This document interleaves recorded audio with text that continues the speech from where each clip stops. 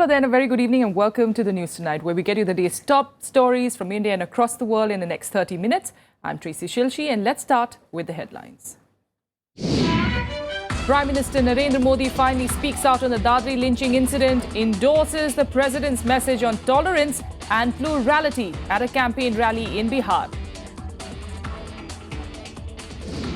Legislators exchange blows in the Jammu and Kashmir Assembly. BJP MLAs manhandle independent MLA Sheikh Abdul Rashid for allegedly hosting a beef party.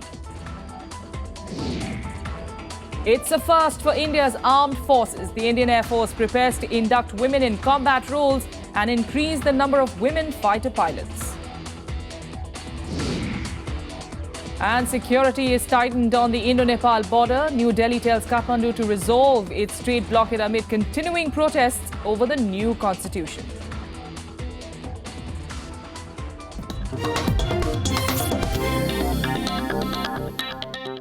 Top story this evening. Facing criticism over his silence on the Dadri lynching incident, Prime Minister Narendra Modi finally spoke out today against intolerance. Addressing a rally in Bihar, the Prime Minister endorsed the words of the President and called for peace between all communities. His reaction came in the last of the 4 rallies that he addressed in Bihar today. Here's a report. Prime Minister Narendra Modi broke his silence on communal violence in the country. While addressing a rally in Nevada, Modi endorsed the words of President Pranab Mukherjee and called for tolerance and plurality. He said the time has come to stand together as one and put an end to communal forces. क्या हिंदुओं ने मुसलमान के खिलाफ लड़ना है कि गरीबी के खिलाफ लड़ना है? मुसलमान तय कर ले कि हिंदू के खिलाफ लड़ना है कि गरीबी के खिलाफ लड़ना है। अगर सुनना है तो कल हमारे देश के राष्ट्रपति श्रद्धेय प्रणब मुखर्जी दादा ने जो भाषण किया है और देश को जो संदेश दिया है, उससे बड़ा कोई मार्गदर्शन नहीं हो सकता है। Earlier in the day, while addressing a rally in Munger, the Prime Minister waded into the beef controversy. Narendra Modi attacked RJD Supremo Lalu Prasad over his "Hindus also eat beef" remark. The Prime Minister said that Lalu has insulted people of Bihar and particularly his community who had brought him to power. आज यदुवंश के लोग अगर आपको कोई सवाल करते हो तो आप उन पर क्या-क्या आरोप लगाते हो? जो गंभीर आरोप उन्होंने लगाया है कि यदुवंशी क्या खाते हैं, ये यदुवंश का अपमान है कि नहीं भाइयों?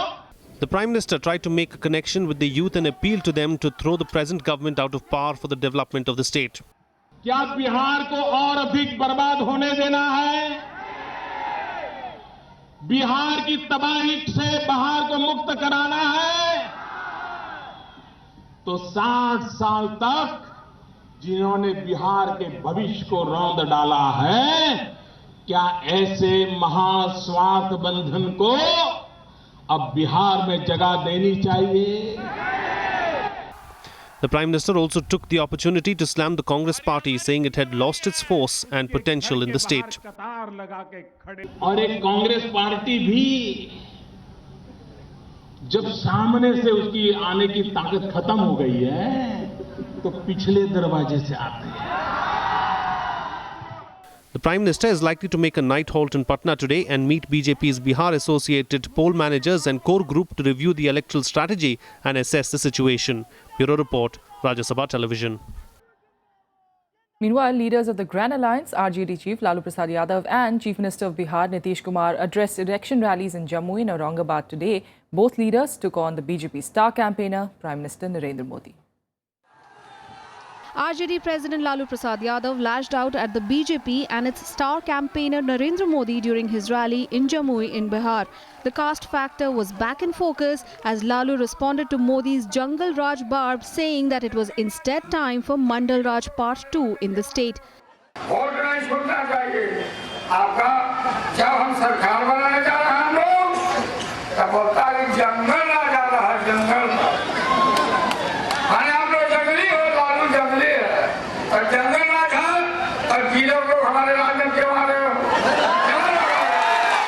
Lalu also slammed BJP's poll promises, saying the promise of free TVs and laptops would not be able to sway the youth voters towards the BJP. नौकरी का सरकारी नौकरी का क्या हुआ? तब बोलता है कि बाद में हम देखेंगे। अभी तिलक लेके बीजेपी खड़ा है, तिलक चढ़ाने के लिए है होगा। अगर समझिया का चुनाव आया तब बोलता है कि हम कलर टीवी लेंगे, रंगीन टीवी, लैपटॉप लेंगे। Meanwhile, Chief Minister Nitish Kumar held 2 rallies in Aurangabad. Launching a direct attack on the Prime Minister, Nitish said that the BJP did not have any leader of significance who could campaign in Bihar. आप प्रधानमंत्री जी एकदम घूम रहे हैं, एक दिन में पता नहीं कितना मीटिंग। बिहार में कोई नेता तो है नहीं कि जिसका चेहरा सामने रखे, तो प्रधानमंत्री जी को ही उतार दिया। He also defended his rule in Bihar, saying that figures proved that the situation was worse in states ruled by the BJP. Bureau Report, Rajya Sabha TV.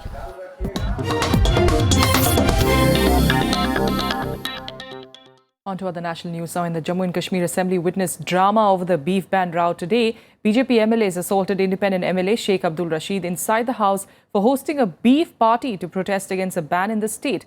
Amid uproar, the controversial anti-beef ban bill could not be taken up for discussion. Mobile and internet services have been blocked in Jammu now to avoid rumours. Jammu and Kashmir's independent MLA Sheikh Abdul Rashid was assaulted by several BJP legislators in the assembly on Thursday, a day after he hosted a beef party at his home. The party was in protest against a Jammu and Kashmir High Court order on ban on beef. The BJP members accused Rashid of deliberately trying to hurt sentiments in favour of beef ban. 2 of my colleagues lost the temper, lost their cools, and what happened thrashing in the assembly? It is all by virtue of the provocation and the way engineer Rashid organized co-beef party in Srinagar. Several National Conference and Congress MLAs rushed to help Rashid as he was being attacked. Chief Minister Mufti Muhammad Saeed and opposition leaders slammed the BJP members involved in the assault. BJP MLAs from 6 to 8 in number, they came and some got me by neck, some got me by leg, and some threw blows on my chest, and I really turned unconscious. I don't know what happened. After that, Umar Saab, Sakar Saab, Akbar Loon Saab and Congress MLA Sarigami Saab, others came and they got me from that place. एक member को इस तरह पीटने की कोशिश, ये पहली मर्तबा मैंने ये देखा है किसी भी हाउस में। अगर इन मेंबरों को अपने जज्बात पे कंट्रोल नहीं है तो उनको इस हाउस में आना नहीं चाहिए। Shortly after the incident, both the National Conference and the Congress staged a walkout in protest. The Assembly also adjourned without taking up the anti-beef ban bill, which has put the PDP-BJP coalition government in a spot. Mobile internet services have also been blocked in the state, fearing of misuse of social media to stir trouble over the controversy. Last month, the state government had banned internet services for 3 days across the state just before the Eid festival, fearing trouble over a court ordering the police to strictly enforce a ban on beef. Bureau Report, Rajya Sabha TV. And now let's get you some more updates from across the country in Nationwide. The CBI has filed a status report on the Vyapam scam case in the Supreme Court today. The top court has asked the agency to take over the probe into all cases related to the scam after the death of several suspects linked to the case. The Supreme Court will begin hearing the matter on Friday. The Bombay High Court has meanwhile ruled in favour of Vodafone in one of the series of tax cases involving the British telecom company in India. The court set aside an order of Income Tax Appellate Tribunal which had ruled that the IT department had powers to raise tax demand on the company in an 8,500 crore rupee transfer pricing case. The case dates back to 2008, relating to the sale of one of its call centres in Ahmedabad in 2007. The Rajasthan government has forwarded a bill proposing 5% reservation to Gujars and other communities under the special backward class. The bill has been sent to the governor for his consent. Parliamentary Affairs Minister Rajendra Rathore said that the SPC class will get benefit of the proposed reservation after the bill is accorded consent by the governor. Over 50,000 employees of the Income Tax Department held a day-long countrywide strike. The association said that if their demands for timely promotion in cadres and providing required infrastructure are not met with, the work of budget collection and taxpayer services are bound to fail in the coming days.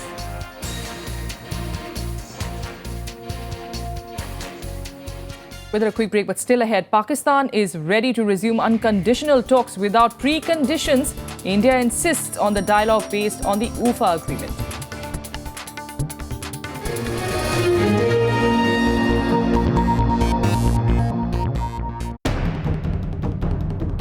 Aadhaar hits a privacy glitch. Matter referred to Constitutional Bench. What are the implications? Watch the big picture at 9:30 p.m. on Rajya Sabha television.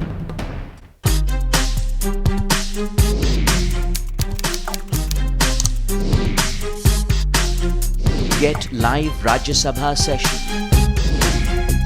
News, views, reports and analysis you can trust on social media. Subscribe, follow, like Rajya Sabha television.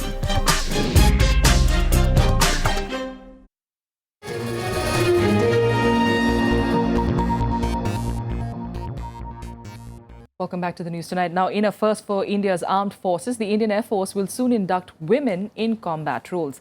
IAF Chief Arup Raha made the announcement at the 83rd Air Force Day celebrations. He said that the force will soon have more women fighter pilots. After years of fighting for the right to be inducted in combat roles, female officers are finally being given their due. The Indian Air Force will soon have women in combat roles flying fighter jets. We have women pilots flying transport aircraft and helicopters. We are now planning to induct them into the fighter stream to meet the aspirations of young women in India. Even though women were first inducted into the armed forces in the early 1990s, they have been kept away from combat roles. In the Air Force, women pilots were restricted to flying transport aircraft and helicopters. In the Navy, they cannot serve on warships, and in the Army, they cannot join the infantry, armored corps or artillery. The argument against inducting women in combat roles till now was that it takes over 13 crore rupees to train a single fighter pilot, and that investment can be recovered only over 13 to 14 years of active flying. It was believed that women may not be able to give that kind of time to the force once they get married, thus disrupting the IAF's tight flying schedules. There are around 1,500 women in the Indian Air Force. Of these, 94 are pilots and 14 navigators. The move is in sync with global trends, and it is hoped that it will help the Air Force overcome shortage of officers in the fighter aircraft stream. The proposal has now been sent to the Defence Ministry for approval. Bureau Report, Rajya Sabha TV. Well, that decision has garnered a lot of positive reactions. Meanwhile, in more action from the 83rd Foundation Day, here's a special report on the world's fourth largest air force. Our correspondent Pranav Goswami tells us how the IAF's frontline fighter jet, the Sukhoi 30 MKI, operates. The fourth largest force in the world, the Indian Air Force, boasts of world-class fighter planes like the MiG, Mirage and Lakshya. And now its frontline fighter jet Sukhoi 30 MKI is gearing up for the installation of BrahMos missiles. These missiles have a strike range of nearly 300 kilometers and will provide the Indian Air Force additional power. At present, the Sukhoi carry BVR missiles, which have a range of about 50 to 70 kilometers, and that's why fighter pilots say the induction of BrahMos missiles will be a game changer. तो इस जहाज में जो instruments हैं, auto pilot जो है इस जहाज का इतना अच्छा है कि पायलट को पता नहीं लगता कि वो दिन है या रात है, एक्सेप्ट सिर्फ जब टेक ऑफ एंड लैंडिंग के लिए जहाज आ रहा है। कोई एयरक्राफ्ट टेक ऑफ करने से पहले और लैंड करने से पहले हम रनवे स्कैन कर लेते हैं, क्योंकि रात के टाइम पे नेसेसरी इसीलिए होता है क्योंकि रनवे कंट्रोलर देख नहीं पाता रनवे सरफेस कैसा है। The Sukhoi 30 MKI has been developed by Russia's Sukhoi Corporation and built under license by Hindustan Aeronautics Limited. The first Russian-made Sukhoi 30 MKI variant was indigenously assembled and inducted into the Air Force in 2004.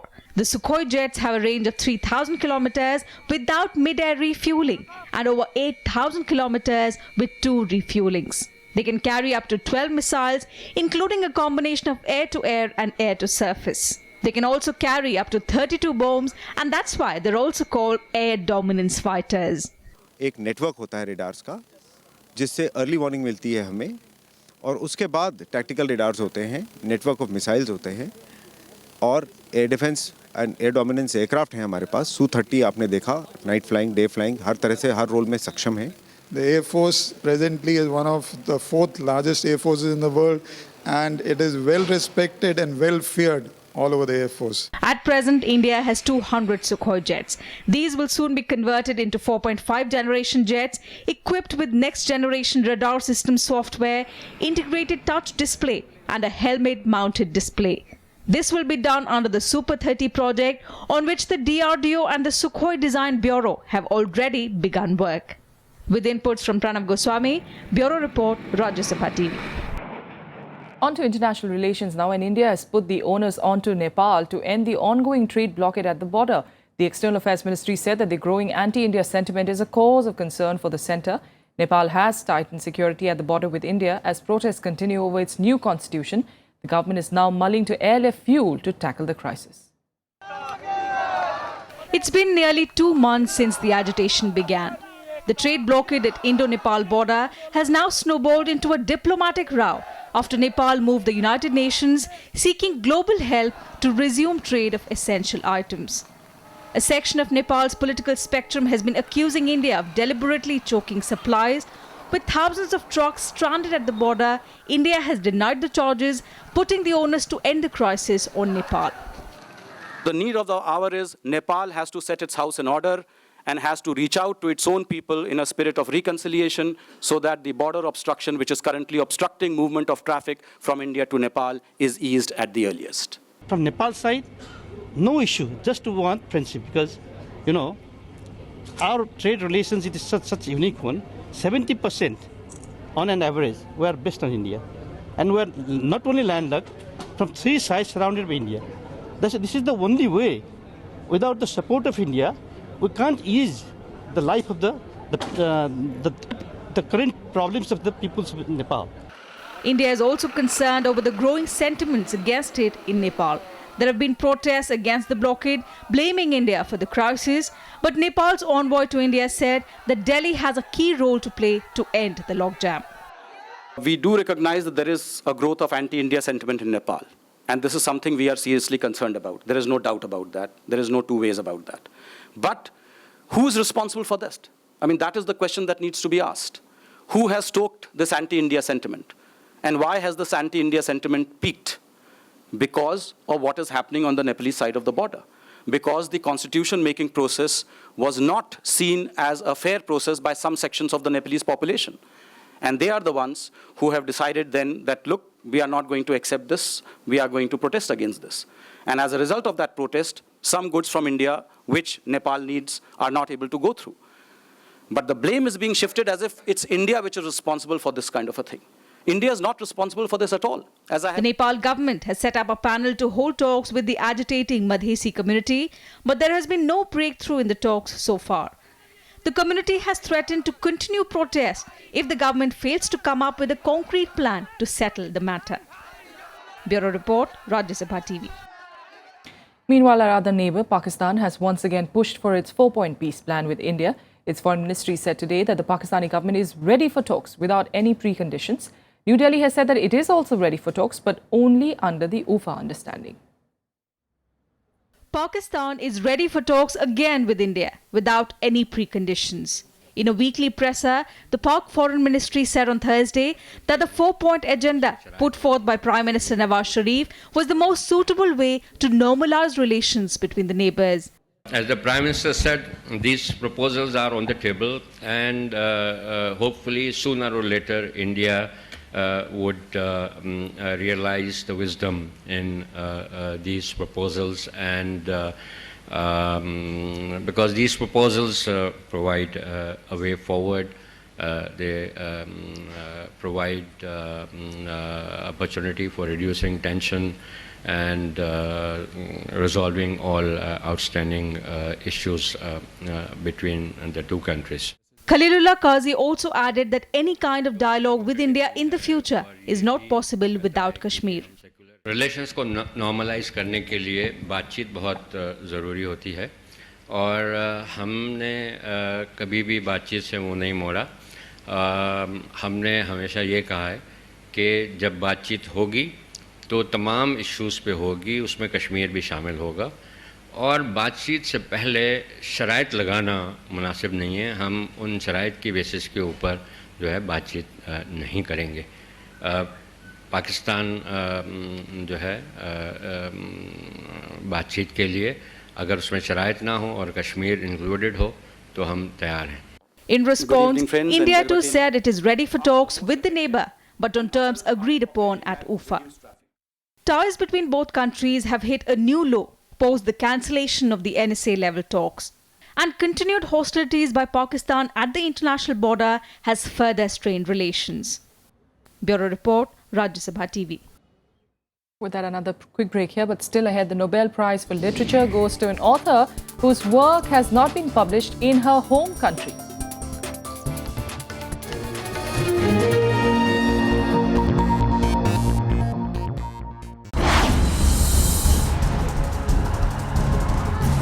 The poll juggernaut rolls out in Bihar.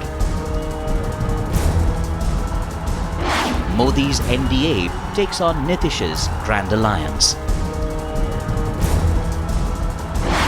Who will win this most important election battle since 2014?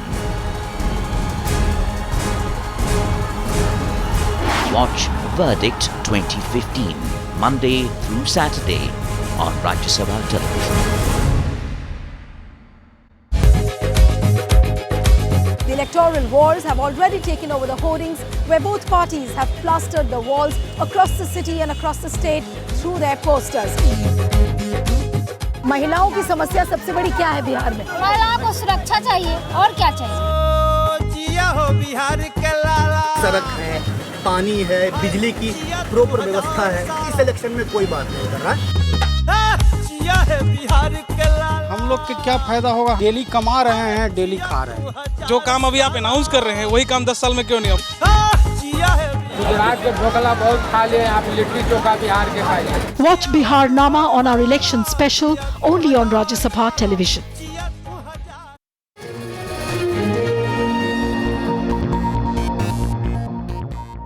Welcome back. Now let's get the international news. And the NATO defense ministers' meet is underway in Brussels. Russia and Syria's increased role in the country tops the agenda. In fact, the alliance is expected to find a way to avoid confrontation with the new assertive Russia as the war against the Islamic State rages on.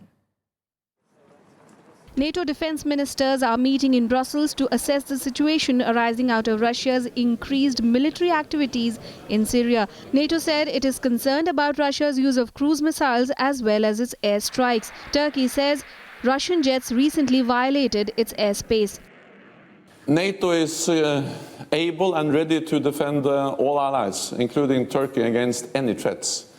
And one of the main reasons why we have increased the readiness, the preparedness of our forces, why we have doubled the size of the NATO response force, why we have established a very high readiness joint task force, why we have increased the efficiency of decision making. This is the first time since World War II that Russian and US planes are flying combat missions over the same country. The incursions of Russian fighters into Turkish airspace over the weekend has brought the Syria conflict right up to NATO's borders, putting the alliance's ability to deter a newly assertive Russia to test. We'll be calling on Russia specifically to stop propping up the Assad regime, to use their influence constructively to stop Assad bombing his own civilians, and themselves to avoid the use of unguided munitions in areas that are not being controlled by ISIL. While the US rules out military cooperation with Russia in Syria, NATO defense ministers are discussing ways to encourage Russia to help resolve the crisis. Russia's air campaign in Syria has also raised fears of an accidental contact between its warplanes and those of the US-led coalition. Bureau Report, Rajya Sabha TV. Belarusian writer Svetlana Alexievich has won the Nobel Prize for Literature for her portrayal of life in the former Soviet Union. Alexievich has drawn international acclaim with her emotional accounts of the Chernobyl disaster and World War II based on witness accounts. Her works have been translated into numerous languages which have won many international awards, but ironically she claims that none of her books have been published in her home country due to government censorship. Alexievich is the 14th woman to be awarded the Nobel Literature Prize. The Nobel Prize in Literature for 2015 is awarded to the Belarusian writer Svetlana Alexievich for her polyphonic writings, A Monument to Suffering and Courage in Our Time. I certainly think that Svetlana Alexievich is not widely read enough, especially in the West. I know people in France know of her and they read her, but I don't think she's published in many countries. She's also, by the way, not published in her home country anymore. I hope it will be much easier for people in the West to access her work now. And now let's take you through some more international news in Global Buzz. European Union ministers today decided to step up deportations of illegal immigrants who failed to get asylum, which means the coming weeks will see hundreds of thousands of people sent out of Europe. The European Union will warn African countries like Niger and Eritrea that it will withdraw aid, trade and visa arrangements if they fail to take back economic migrants. Volkswagen's US head admitted to being aware as early as last year of the emissions cheating. Millions of vehicles of the company were affected by that decision. The revelation was made in a testimony that will be presented to a committee of the US Congress, which is investigating the scandal. Democratic frontrunner for presidency Hillary Clinton has come out against the Trans-Pacific Partnership trade deal between the US, Japan and 10 other countries circling the Pacific Ocean. It will create one of the largest free trade areas in the world, but Clinton marked her skepticism over free trade agreements with foreign markets creating jobs for Americans. And now let's get you all the latest from the world of sports in Sports Beat. The Indo-Swiss pair of Sania Mirza and Martina Hingis enter the women's doubles semi-finals of the China Open on Thursday. The top seeds took an hour and 20 minutes to beat the German-Czech team of Julia George and Karolina Pliskova 7-6, 6-4. Indian golfers Anirban Lahiri and Thongchai Jaidi had a disappointing debut in the President's Cup. They lost their matches to Ricky Fowler and Jimmy Walker. The 4-1 victory by US on the first day, though, gave them the biggest lead they have held in the competition since 2007. Lahiri will lead the cheering squad on Friday after captain Nick Price opted to rest him from the 4-ball session. Cameroon's Issa Hayatou and Spain's Angel Maria Villar took over as interim heads of soccer's world and European governing bodies following the suspension of Sepp Blatter and Michel Platini. Blatter and Platini were both handed 90-day provisional bans by FIFA's Ethics Committee, which is extendable by 45 days. And that's all we have for you on the news tonight. Thanks so much for joining us.